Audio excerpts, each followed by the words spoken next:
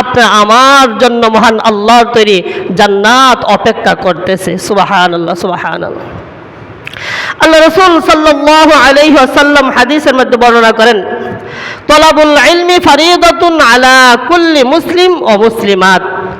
দ্বীনে ইলম শিক্ষা করা, কোরআন এবং হাদিসের জ্ঞান অর্জন করা একজন মানুষ তার জিন্দেগি পরিচালনা করতে গিয়া কোনটা হারাম কোনটা হালাল, কোন পথে চললে আল্লাহ পাওয়া যাবে, কোন পথে গেলে আল্লাহ নারাজ হন, কোনভাবে চললে নবীজি খুশি হন, কোনটা নবীজির সুন্নত তরিকা, আর কোন পথে চললে নবীজি বেজার হন, নবীজির সুন্নতের বরখেলাফ হয়, এইটুকু জ্ঞান অর্জন করা প্রত্যেকটা মুসলমান নরনারীর উপর ফরজ। আপনি আমার উপর নামাজ যেমনভাবে ফরজ, দাইমি ফরজ, ঠিক তেমনিভাবে ইলম অর্জন করা কিন্তু দাইমি ফরজ। আপনি যদি ইলম যদি অর্জন না করেন, ইলমের জ্ঞান যদি আপনার না থাকে, তাহলে মহান আল্লাহর ফরজ লঙ্ঘন করলেন, আর ফরজ লঙ্ঘনের মাধ্যমে মানুষ জাহান্নামী হয়। এই জন্য আল্লাহ রাসূল সাল্লাল্লাহু আলাইহি সাল্লাম বলেন, তলাবুল ইলমি ফারিদাতুন আলা কুল্লি মুসলিম ওয়া মুসলিমাত। দ্বীনে ইলম শিক্ষা করা প্রত্যেকটা মুসলমান নরনারীর উপর ফরজ। যদি কোনো ব্যক্তি যদি দ্বীনে ইলম শিক্ষা করে না, তাহলে সে মহান আল্লাহর নৈকট্য হাসিল করতে পারবে না এবং মহান আল্লাহর একটি বিধান, ফরজ বিধান সে লঙ্ঘন করল। এখানে মধ্যে দ্বীনে ইলম শিক্ষা বলতে আমরা সমাজের মধ্যে অনেক আছেন আলেম। দেখেন, যারা যার নামাজ পড়া ফরজে কিফায়া, সেটা কিন্তু ফরজে কিফায়া।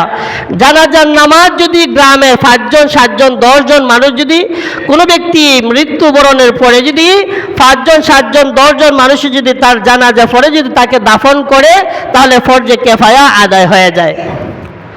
ঠিক তেমনিভাবে কোনো গ্রামের মধ্যে যদি 1 জন 2 জন আলেম যদি থাকেন, তাহলে ওই আলেম, যেই আলেম কোরআন এবং হাদিসের জ্ঞান রাখেন, ফিকহ অর্থাৎ মাসলা মাসাইলের জ্ঞান রাখেন, এমন একজন আলেমও যদি এক গ্রামের মধ্যে তৈরি হয়, তাহলে ফরজে কিফায়া যে ইলম, এই ইলমের ফরজ আদায় হয়ে যায়। কিন্তু ফরজে আইন যেটা প্রত্যেকের উপরে যেটা ফরজ, এটা কিন্তু আদায় হয় না। আপনার সন্তান আলেম, আপনি কিছুই জানেন না, আপনার কিন্তু ফরজে আইন আদায় হবে না। আপনার গ্রামের আপনার 2 জন 4 জন আলেম আছে, কিন্তু বাকি মানুষগুলার ইলম নাই, কোরআন হাদিসের জ্ঞান নাই, হালাল হারাম কি জিনিস বুঝি না, আপনি আমার কিন্তু ফরজে আইন আদায় হবে না। এই জন্য আপনি নামাজ পড়তেছেন, আপনার নামাজ হচ্ছে কিনা, আপনার সূরা কেরাত ঠিক আছে কিনা, আপনি যে নামাজ পড়তেছেন নামাজ কিভাবে শুদ্ধ হয়, কিভাবে ভুল হয়, আপনি যে কোরআন তেলাওয়াত করতেছেন আপনার সহি শুদ্ধ আছে কিনা, আপনি যে সমাজের মধ্যে আপনার ফ্যামিলি চালাইতেছেন, ফ্যামিলি কি সঠিকভাবে চালাইতেছেন কিনা, আপনি যে গ্রামের মুরব্বী আপনি সঠিকভাবে সেই মাতব্বরি করতেছেন কিনা, কোরআন হাদিস মতো করতেছেন কিনা, নবীজির সুন্নত তরিকা মতো করতেছেন কিনা, এইটুকু বুঝা, এইটুকু জ্ঞান অর্জন করা আপনি আমার প্রত্যেকের উপর কিন্তু ফরজ। দেখেন, আমাদের সমাজে আমরা অনেকে আছি যাকাতের মাসালা বুঝি না, কিন্তু যাকাতের মাসালা জানা আপনি আমার উপর কিন্তু ফরজ। আমরা অনেকে আছি 4 রাকাত নামাজ পড়তে গিয়ে যদি ইমামের পিছনে যদি 1 রাকাত 2 রাকাত ছুটে যায়, বাকি নামাজটা কিভাবে আদায় করতে হয় আমি জানি না, কিন্তু আপনার উপরে ফরজ।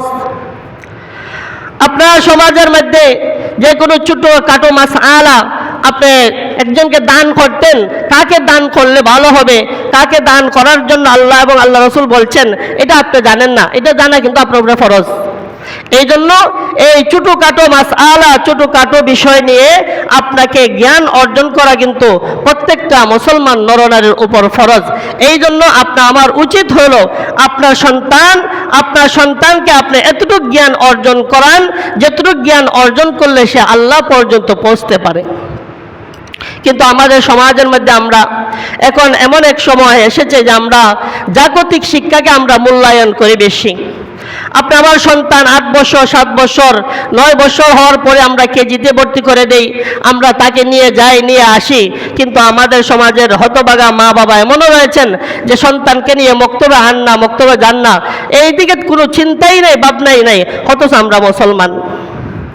এই জন্য আল্লাহ রসুল সতর্ক করে দিয়েছেন, তলাবুল ইলমি ফারিদাতুন আলা কুল্লি মুসলিম ওয়া মুসলিমাত, দ্বীনে ইলম শিক্ষা করা প্রত্যেকটা মুসলমান নরনারীর উপর ফরজ।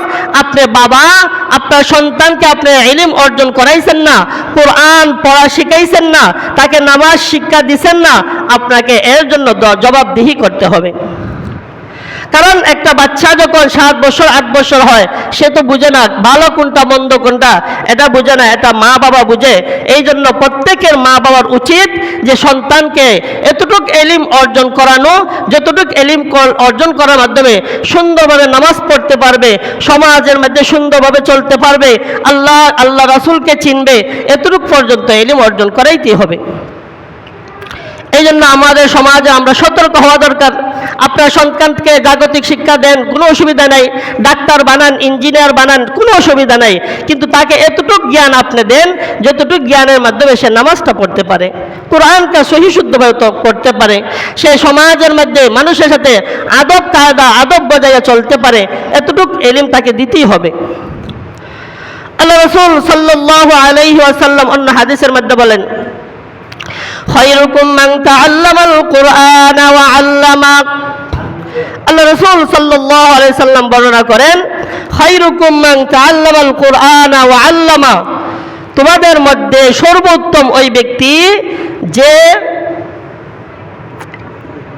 নিজে কোরআন শিক্ষা করে এবং অপরকে কোরআন শেখায়।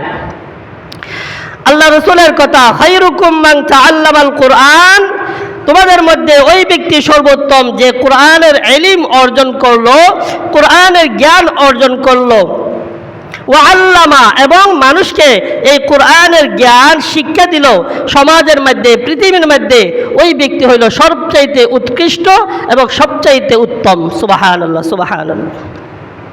আল্লাহ রাসূলের অন্য হাদিস, রাসূলুল্লাহ সাল্লাল্লাহু আলাইহি সাল্লাম বর্ণনা করেন, বাল্লিগু আন্নি ওয়ালাউ আয়া। আল্লাহ রাসূল সাল্লাল্লাহু আলাইহি সাল্লাম যখন শেষ বিদায়ের যে ভাষণ দিয়েছিলেন, 100 লক্ষ সাহাবীর সামনে নবীজি বলেছিলেন, বাল্লিগু আন্নি ওয়ালাউ আয়া, হে আমার সাহাবীরা, আমি তো তোমাদেরকে দ্বীন শিক্ষা দিয়েছি, কোরআন শিক্ষা দিয়েছি, আল্লাহকে কিভাবে চেনা যায়, আল্লাহকে কিভাবে পাওয়া যায়, এই জ্ঞান তো আমি তোমাদেরকে শিক্ষা দিয়েছি, কিন্তু বাল্লিগু আন্নি ওয়ালাউ আয়া, হে আমার সাহাবীরা, আমি তোমাদেরকে যে জ্ঞান দিয়েছি, যে জ্ঞান শিখিয়েছি, কোরআন এবং হাদিসের জ্ঞান যে দিয়েছি, এবং আল্লাহকে চেনার যে শিক্ষা তোমাদেরকে দিয়েছি, আমার পৃথিবীর মধ্যে আনাসে কানাসে লক্ষ কোটি আমার উম্মত আসবে, তারা সেই জ্ঞান পাবে কিভাবে? সুবহানাল্লাহ, সুবহানাল্লাহ। দেখেন, আপনারা যারা হাজী সাহেব আছেন, আপনারা হজ যান বা হজ গেছেন, দেখবেন সাহাবীদের কবর কিন্তু বেশি পাওয়া যায় না, কিছু সংখ্যক সাহাবীর কবর কিন্তু মদিনাতে পাওয়া যায়, বাকি 100 লক্ষ সাহাবী ছিলেন, তাদের কবরস্থান কোথায়? আল্লাহ রাসূলের সেই হাদিস, বাল্লিগু আন্নি ওয়ালাউ আয়া, আমার পক্ষ হইতে একটি বাণী হইলেও অন্যের কাছে তুমি পৌঁছাও, তুমি একটা আয়াত জানো, এই আয়াতটা অন্যকে শিখাও, তুমি একটা মাসআলা জানো, এই মাসআলাটা অন্যকে শিখাও, তুমি কোরআন পড়তে জানো, আরেকজনকে কোরআন পড়াও, তুমি হাদিস পড়তে জানো, আরেকজনকে হাদিস শিখাও, তুমি আল্লাহ চিনো, আরেকজনকে আল্লাহ পর্যন্ত পৌঁছাও, এটা তোমার ইমানি দায়িত্ব। তখন 100 লক্ষ সাহাবী পৃথিবীর আনাসে কানাসে মদিনার থেকে সফর করেছিলেন। এমনও বর্ণনা মতে আছে যে বাংলাদেশের মধ্যেও শত শত সাহাবী এসেছেন, এসে দ্বীনের দাওয়াত দিয়েছেন, যার কারণে আমরা আজকে মুসলমান। আমরা কিন্তু সরাসরি কিন্তু মক্কা মদিনার থেকে মুসলমান হই নাই, দ্বীনের দাওয়াতের মাধ্যমে কিন্তু আমরা মুসলমান হয়েছি। আর এর পিছনে এই হাদিস, বাল্লিগু আন্নি ওয়ালাউ আয়া, আল্লাহ রাসূলের হাদিস, আপনি এতটুক জানেন, সূরা ফাতিহা আপনি পড়তে জানেন, আরেকজনকে সূরা ফাতিহাটা শিখান। আপনি সূরা নাস জানেন, আরেকজনকে সূরা নাসটা শিখান। আপনি কোরআন শরীফ সহি শুদ্ধভাবে পড়তে পারেন, আরেকজনকে সহি শুদ্ধভাবে শিখান। আপনি নামাজ পড়েন, আপনি আরেকজনকে নামাজের জন্য ডাকেন, এটা আপনার ইমানি দায়িত্ব। এই জন্য আপনি আমার প্রত্যেকের উচিত, আপনি শুধু একা নামাজ পড়লে হবে না, আপনি শুধু একা জ্ঞানী হলে হবে না, আপনি শুধু একা কোরআন পড়লে হবে না, আপনি নিজেও পড়তে হবে, আপনার ছেলে, আপনার মেয়ে, আপনার নাতি, আপনার নাতিন, আপনার আত্মীয় স্বজন, চাচা চাচি যারা আছে তাদেরকেও সেই পথে ডাকতে হবে। আল্লাহ রাসূল সাল্লাল্লাহু আলাইহি সাল্লাম বলেন, যেই ব্যক্তি খায়রুকুম মান তাআল্লামাল কুরআন ওয়া আল্লামা, যেই ব্যক্তি কোরআন শিক্ষা করলো এবং অপরকে শিক্ষা দিল, সে হলো পৃথিবীর মধ্যে সর্বোৎকৃষ্ট এবং সর্বোত্তম। শুধু দুনিয়াতে না, মহান আল্লাহ তাকে আখিরাতেও সম্মানী করবেন, ইজ্জতওয়ালা বানাইবেন। আল্লাহ রাসূল সাল্লাল্লাহু আলাইহি ওয়াসাল্লাম অন্য হাদিসের মধ্যে বলেন, ফাদলুল আলিমি আলাল আবিদি কাফাদলিল কমারি লাইলাতুল বদরি আলা আদনাকুম।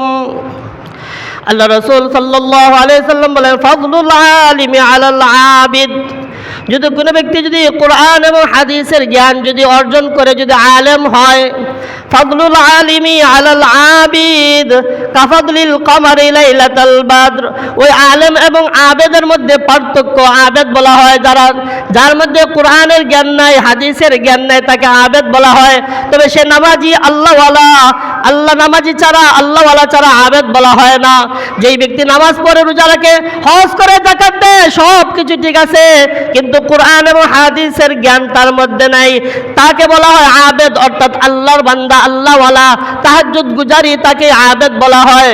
আল্লাহ রাসূল বলেন, ফাদলুল আলিমি আলাল আবিদি, একজন আলেম এবং আবেদের মধ্যে পার্থক্য কেমন? কাফাদলিল কমারি লাইলাতুল বদরি আলা আদনাকুম, যেমনি ভাবে আসমানের মধ্যে শত শত কোটি কোটি লক্ষ কোটি তারকা রাজি দেখা যায়, এর মধ্যে একটা চাঁদ দেখা যায়, ওই চাঁদের সম্মান শত কোটি তারকার মধ্যে যেমন চাঁদের যেমন সম্মান বেশি, ঠিক তেমনি ভাবে একজন আলেম কোটি কোটি আবেদের চেয়েও সে সম্মান এবং ইজ্জতওয়ালা। সুবহানাল্লাহ। তো এলিমের কেমন পাওয়ার! আপনার যদি এলিমওয়ালা হন, আপনার তুলনায় কোটি কোটি আবেদ আপনার সমতুল্য হতে পারে না। আল্লাহ রাসূল তুলনা দিয়েছেন যে আসমানের মধ্যে তারকা, কোটি কোটি তারকার মধ্যে একটা চাঁদ যেমন সম্মানী, ঠিক তেমনি হবে কোটি কোটি আবেদের মধ্যে একজন আলেম তেমন সম্মানী। সুবহানাল্লাহ, সুবহানাল্লাহ। তাহলে এলিমের কত মর্যাদা! এটা যদি কেউ যদি বিশ্বাস না করে, সেটা যদি কেউ যদি ইয়াকিনের সাথে না নেয়, তার ঈমান থাকবে না। কারণ আল্লাহ রাসূলের হাদিস এবং কোরআন যদি কেউ বিশ্বাস না করে, সেটাকে যদি তুচ্ছ, শুধু তিল পরিমাণ যদি তুচ্ছ মনে করে, তার ঈমান থাকবে না, সে মুসলমানের কাতার থেকে তার নামই মুছে দেওয়া হবে। আল্লাহ রাসূল সাল্লাল্লাহু আলাইহি ওয়াসাল্লাম অন্য হাদিসের মধ্যে বলেন, ইন্নাল উলামা ওয়ারাসাতুল আম্বিয়া ওয়া ইন্নাল আম্বিয়া আলাম ইউরিসু দীনাও ওয়ালা দিরহামা।